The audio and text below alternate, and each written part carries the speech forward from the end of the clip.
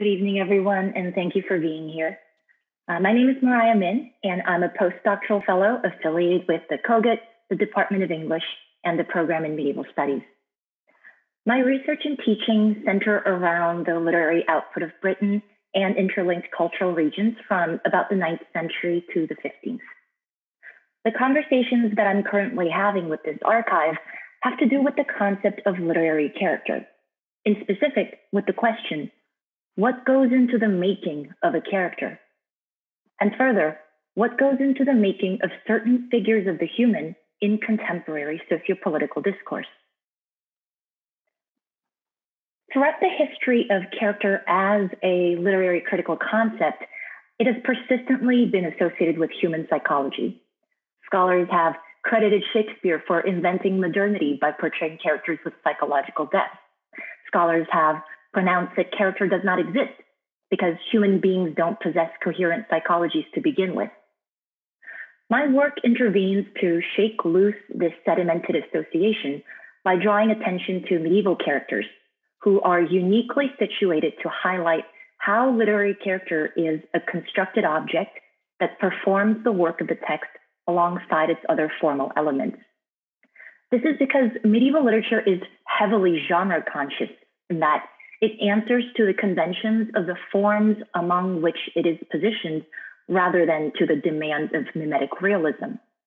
Accordingly, its depictions of character are more likely to display conspicuous traces of how each has been put together.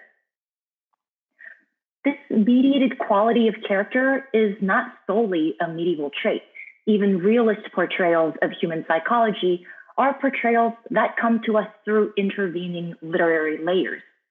Characters are, after all, distinct from human beings, just as literature is distinct from life itself. On the other hand, characters do have consequences for human beings. Characterization not only reflects, but molds ideology, creating versions of people that function for readers as practice for real-world encounters. The ethical dimension of character studies then asks us to notice how the figure of the human is used to shape the ways we relate to one another.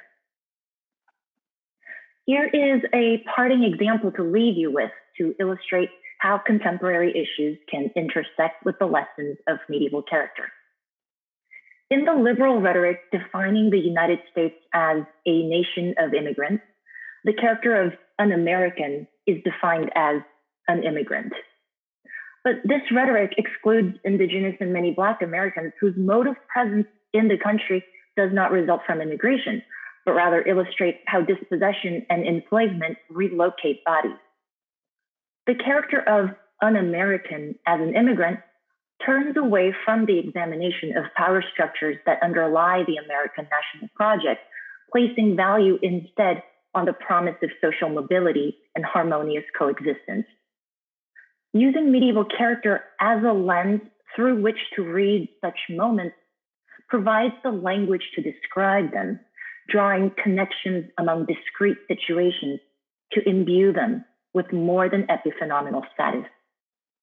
Medieval character helps sharpen our eyes to see what we are looking at. Thank you.